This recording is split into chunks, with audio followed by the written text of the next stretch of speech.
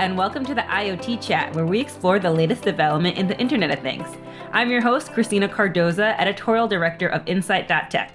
And today, we're talking about virtualization in the video space with Darren Giacomini from BCD.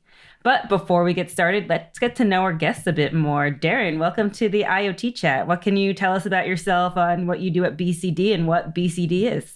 So BCD is a manufacturer of servers and storage and networking equipment for the physical security industry. And we specialize in taking what you might consider like a standard production Dell server and really kind of putting the modifications into it to actually make it adapt to the physical security market. So despite the fact that you can get servers and you can get storage and workstations and whatnot from multiple locations, unfortunately, most of those are more often than not catered to the IT environment, meaning that in an IT world, you have a lot of data that's stored in a repository or a data center somewhere. And while that may be a high availability application, or that may be something that you want to make sure that the data is always available, it's also a complete reverse paradigm, meaning that the data is going outward to selected and few individuals that request it at any given time. So when you build your hardware specifically for that, the things that ship from the major manufacturers set up for that type of environment. Unfortunately, physical security, you have hundreds and thousands of cameras and IoT devices simultaneously bringing data inward. What we do is we specialize in redesigning and re-implementing those particular devices to make sure that they're optimized for that type of application.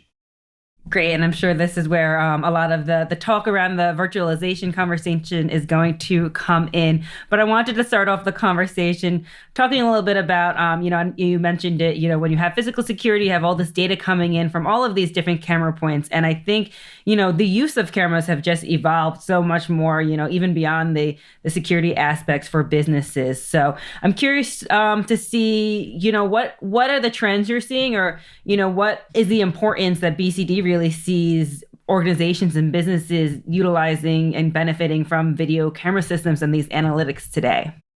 Well, they're becoming incredibly powerful. People are building analytics in to not only count objects, look for objects that have been left behind. We also see a lot of things where they're starting to use these cameras to, set up IoT devices at the edge in smart cities where they can actually look at parking stalls and parking lots and determine what lots or what spaces are open or empty. And now you've got smart cities where you can open up your smartphone, and instead of driving around endlessly looking for a place to park your car, it will say, oh, by the way, there's 300 feet up on the right.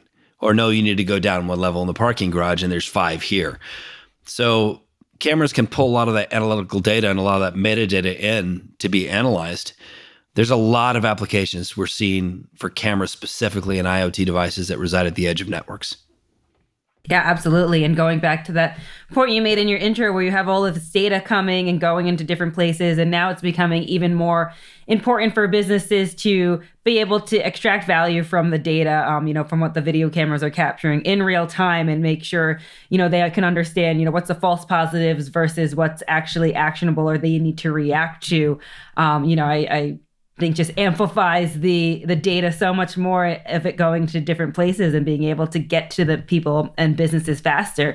So what, can you talk a little bit more about that data challenge you sort of introduced with the company in the beginning? What are the problems that businesses are facing with their camera systems, especially now as their use cases grow beyond just physical security? Well, it's twofold. I mean, number one, when you start talking about hundreds, if not thousands of cameras, and you're seeing a trend where people are starting to expand their retention periods. And retention periods meaning how long do you have to keep the video at full frame rate? And in some cases, you may be talking about 7 days. Some people keep it for 30 days. Some people want to keep it in some of these correction facilities for 2 years, and for evidentiary value. When you start talking about holding that high quality of video for that time frame, you're talking about an enormous amount of storage, petabytes and petabytes of storage. And analytics kind of comes into play with that when you look at smart cities and other things that may not have 100, may have thousands of cameras put throughout the city. And if you're having to store all the data from all those cameras at all the time, for extended periods of time of 12 months or 24 months or even longer, it can become not only incredibly expensive, but difficult to maintain. You are going to have drive failures. You are going to have things that happen in trying to retain that data. So a lot of what you're seeing in the movement with, what we're seeing with 5G networking and IoT devices at the edge, people are trying to push the decision-making out to the edge to determine what's important for video and what's not. A little known fact is, in most cases, you'll see that maybe only 5 to 10% of the video that's recorded is ever used. So the rest of that is just being stored places where we have these large volumes of data that we have to sift through. And analytics and whatnot can help us find things quicker. For instance, I can run a search over 2 years period of data that says I want all white trucks that went this direction during this time frame on any day, and you can pull that video back and look at it and see based upon an analytical analysis. But the idea of doing that at the edge for 5G is if we can determine what's important and what's not important, then we don't have to store everything. So I think analytics is going to play a huge, huge, huge part in trying to scale back the massive amount of data and resources that we're currently seeing. And I think the approach is going to change. Today, it's keep everything. Everything has to be kept for 2 years. And we've seen throughout the years, people have changed the rules a little bit. Everything has to be kept at 30 frames or 60 frames per second, 1080p, for maybe 6 months. And then we can drop that frame rate down and go down to 15. But what we can't do is drop it below the thresholds for evidentiary value in municipal courts.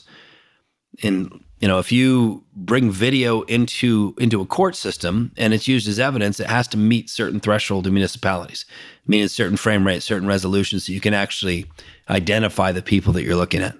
So we have big changes on the horizon, and I believe that analytics are going to play a big part in helping us get some of this massive amounts of data under control.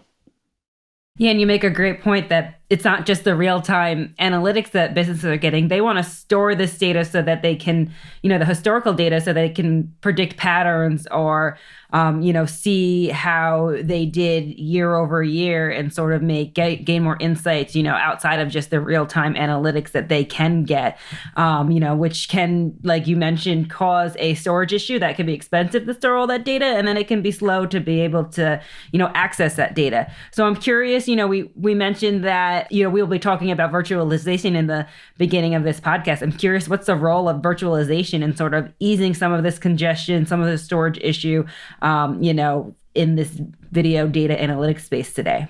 Well, it comes down to the when you look at, in particular, virtualization, it's utilization of your resources. So in a typical physical security environment, you're going to have cameras that reside at the edge, or IoT devices or sensors or things that are bringing data back. You're going to have a network infrastructure, whether that be backhauled wireless or whether that be hardwired network infrastructure, that's going to bring that back to a centralized or decentralized point of recording where we store it for a certain amount of time frame. And then in some cases, you may have second tier storage behind that, where you have a primary high performance storage tier, and then you have a secondary lower performance storage tier. But regardless, you have to get that data back to those storage tiers. And then at the same time, you have people who are responding in real time, people who are actually watching these cameras that are pulling them up and need to see, a particular event. You've got a car accident, you've got road blockage, you've got this and that. You need to be able to pull that video up in real time and actually see what's going on there. And in any of those, that requires taking that data and either bringing it directly from the camera or redirecting it through the server out to the workstation. All of that utilizes resources. But if we analyze specifically kind of the most important segment in there and what people are most concerned about, it's where we store the video. And when we store the video, these are nothing more than servers. Maybe they're backended by a SAN or a NAS for more retention on the back end, but they're servers. And servers have finite resources. You have CPU, you have memory, you have network resources, you have things in there that drive the horsepower or the efficiency of that particular device.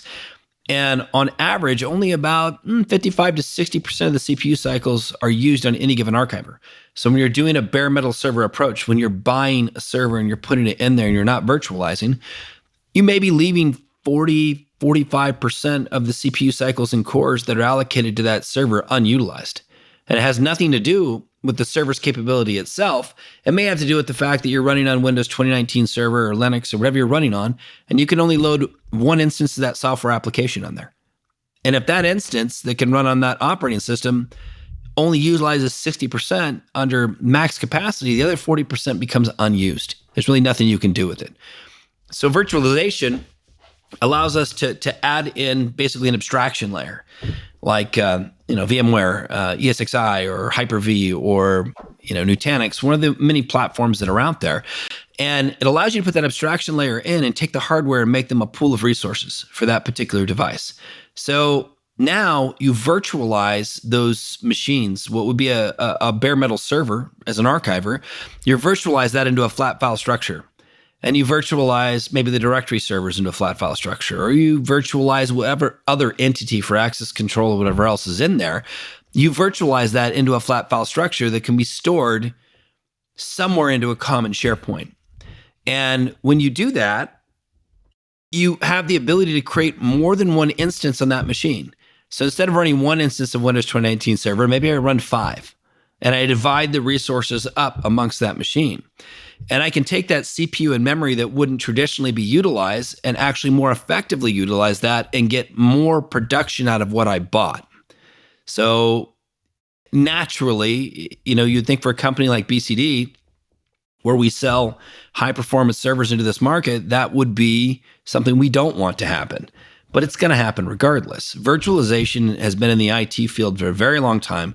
It's penetrated into this side of the market. There's nothing you can do about it. You have to embrace the fact that people are wanting to do more with less with respect to footprint, and the power footprint and the cooling footprint and everything that goes along with that naturally makes these projects work more efficiently when you virtualize.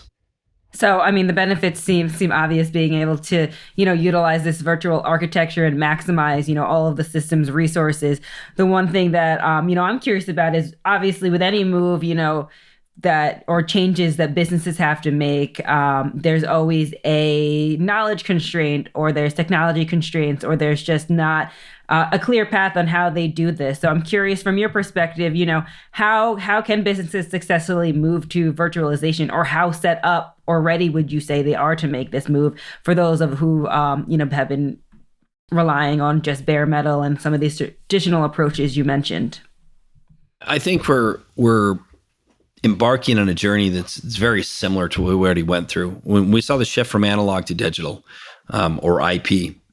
And in essence, what happened is there used to be analog matrix base with analog cameras and physical matrix switchers that would switch the views for you to look at these cameras. And when I first came into this market, that's what was predominantly out there. And I worked for Pelco at the time. It was all matrix-based switching.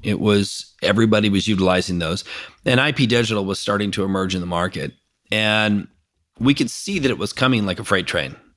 That the fact of the matter is things were going to go IP digital. The days of a matrix switching bay were just not efficient. While they're very good at what they did, the IP digital was catching up to it. And so during that time frame of 7, 8, 9 years, I did a lot of training and discussing with integrators about skill sets and how they were going to have to modify and change. And now almost everything we push out into the market is digital. I think we're going to have a lot of the same growing pains, where you're going to have people that have a particular skill set today that they're used to, and they're going to have to modify their approach. If they don't modify their approach, where they're really going to feel it is in their pocketbook. Because the fact of the matter is, if you're quoting 8 servers and I can do the same thing with 3, I'm going to outbid you. I don't care how much VMware costs. 3 servers versus 8, even if we're close, or even if I'm a little bit more, when I go back to the interested parties or the people who are making the decisions specifically on the financial side, and I tell them, okay, take a look at the total cost of ownership of running 8 servers versus 3. Okay, this is going to be more efficient. This is going to take up less real estate in your data center. This is going to take up less power to keep it cool, and all these things come into play. And I think there's going to be a little bit of a struggle, like we saw in the movement from analog to digital, and you are going to have some people that unfortunately drop out of the market because they don't want to make that transition. But I don't think it's going to be as big. I think everybody's used to working with Windows now. Everybody's used to working with servers. It's just that next step of learning that instead of plugging into the front of a server, I'm going to get into a web page that's going to represent that server, and that's the virtual machine that I'm going to work off of. It will be an educational experience, and people are going to have to take their employees and send them out probably for some training to come up to speed on that. So how is BCD, helping with this educational portion of it, or helping, businesses make this transition? Do you have any? We talked about like use cases and industries in the beginning, but do you have any particular examples or customers that you can share with us? How you guys went in, helped them make the transition, and what the benefits they saw from moving to virtualization?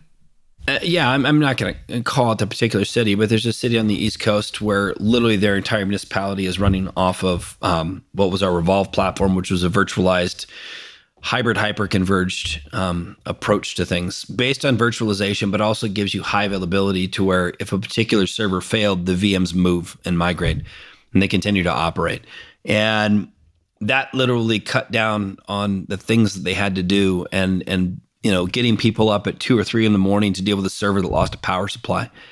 When you build a high availability infrastructure like that and you virtualize and you see the benefit that it is to those particular customers, meaning that you've built this virtualized environment that not only, can you build high availability, meaning that virtual machine mobility between nodes is possible, that if I unplug a node, all the VMs that ran on that are going to move to the other nodes in 3 to 5 minutes and start running again. That's a very powerful thing, because the fact of the matter is, in the time frame that happens, they couldn't even pick up a phone and call their integrator. And the chances are their integrator are not going to roll a truck there until tomorrow. So what do you do in the meantime? You scramble to figure out whether you have to put people out on the street to patrol or whether you have to watch things. There's some huge benefits that we brought to that particular municipality in the fact that we gave them a much, much smaller footprint than what they had before, 20, 25 servers versus, I think, 4 or 5 to run everything in a virtualized environment. And then we gave them that high availability aspect. That means that in the middle of the night when things go wrong, you're not scrambling to send somebody out to site. It's going to do an automated recovery feature set for you. Wow. So it sounds like, you guys were really able to come in and, make some of these improvements. One thing that keeps coming to mind, and I should mention, the IoT chat and Insight.tech as a whole, we are sponsored by Intel. But when we're talking about, all of the storage and memory and compute and being able to get access to data and real-time analytics and gain value, I know Intel and Intel processors are behind a lot of this, making it happen and making it easier for businesses. And I know, BCD has partnered with Intel before. So I'm just curious what their role or how the Intel technology plays into making some of this happen, as well as if there's any other partners that you work with, in this whole move to virtualization. Sure. We do. In virtualization, we work with Nutanix, we work with VMware. We obviously work with Microsoft Windows and Hyper-V. Those are all kind of staples and companies that we work with. But for the most part, when you start to think about partnerships from the Intel side, it's been very instrumental in the things that we've done. And meaning that if I want to take, in my particular role with the company, I work with the professional services team, but I also do new product development. So emerging technologies and new products that we develop typically come through my office to actually engineer them, validate them, and make sure that they're up to spec. And that's, I guess, why I didn't really hit on it. That's one of the things that sets BCD up as a differentiator. We don't just build servers. We really do holistic end-to-end solution sets. We have expertise in operating systems, networking, SAN storage, infrastructure, all the VMS platforms. So when those integrators find themselves in a situation where they can't find a very simple solution to something or they can't figure something out, we're there to back those integrators up, whether through professional services or giving them assistance to point them in the right direction. And that also plays part in this virtualization that we're headed towards. Today, most of the industry is not ready for virtualization, yet my team will actually build it and ship a turnkey for them, meaning that we'll ship them out a turnkey solution that's already been put together with a topology. All they really have to do is plug it in and turn it on.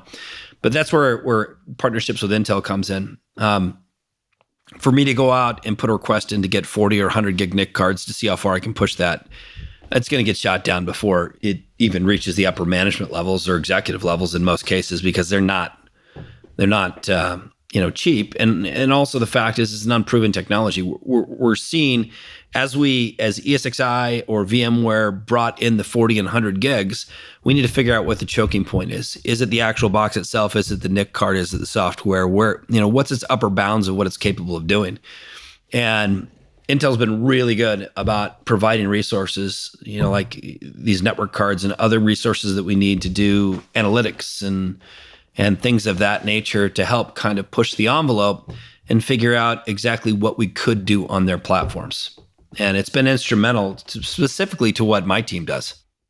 Yeah, that's great to hear. And I think it's important to note, that turnkey solution that businesses don't have to have all the expertise or knowledge in-house. There's partners out there like yourselves that can really make this easy for them and really, sort of make it foolproof for them. You mentioned some of the other services that you guys are hitting within the company. We've been talking about like the IoT. All of this is moving to the edge and, all of these IoT networks then become created. So I'm wondering beyond like the physical aspects, where do you see virtualization going, or where else can virtualization help organizations? Across the board, it's really about utilizing your resources more efficiently. And there are some companies out there that just have so much money, they don't care. And it's easier for them to do pizza box servers or do, bare metal solutions, and they don't want to get involved with the complexity. But there's certain things you can't do with that as well. When you start talking about virtualization, you start talking about the ability to create recovery points and snapshots.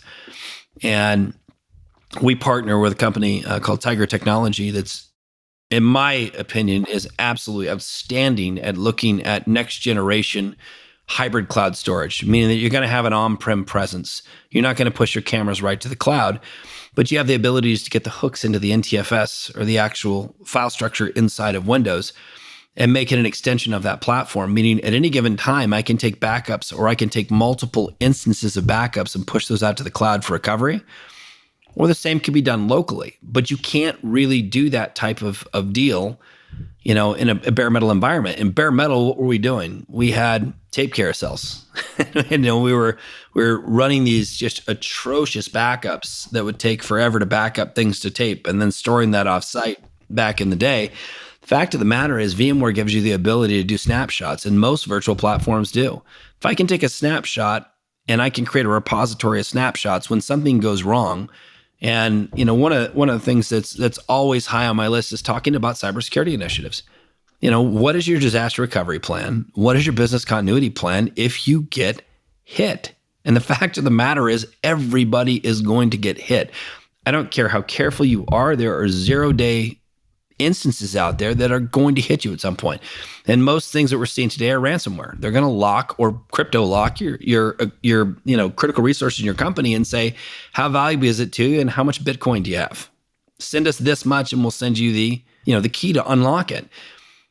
You don't find yourself in that scenario when you're taking a virtualized environment and taking regular snapshots. You can actually say, this is an acceptable loss. Roll the snapshot back 1 week. Let's take the 1 week loss rather than paying out the crypto. Go in, make sure we're back up and operational. We're not crypto locked, and check for it and move forward.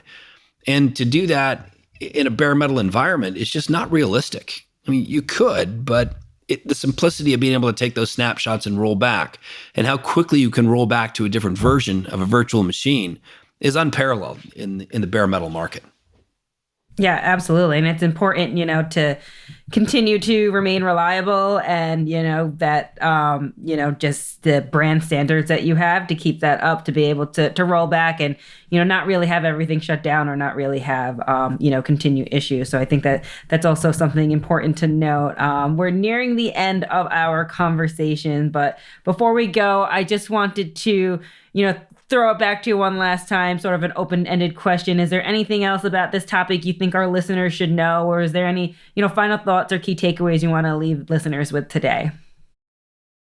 It just really comes down to, if you're an integrator out there, if you're own an integration company, you deal in the physical security market, you can ill afford to ignore the fact that virtualization is coming. And if you're only using a fraction of the resources on those servers, the fact of the matter is there are people who are figuring this out. And when they're going into these bids and, they're giving a more functional solution, a more highly available solution, and they're, $60,000 cheaper from you or than you, it's going to be very, very difficult to actually go in and be competitive. And there are going to be stragglers in the market, and there are going to be places that are not going to virtualize for a very, very, very, very long time. But the large majority of the market, I predict in the next 3 to 5 years, is going to hit mainstream virtualization. And you either need to get on board with that, or you're going to find yourself in a situation where it's going to be very, very difficult to be competitive in the market. Absolutely. And I like that point, sort of the 3 to 5 year prediction, because I think that businesses and organizations, they're going to have to make the move, or the transition to virtualization is going to come sooner than they think. And, it just sounds like it's going to benefit them, and this is going to help their businesses succeed moving forward. So with that, I just want to thank you, Darren, for joining the IoT chat today and for the insightful conversation. And thank you to our listeners for tuning in today. Until next time, this has been the IoT chat.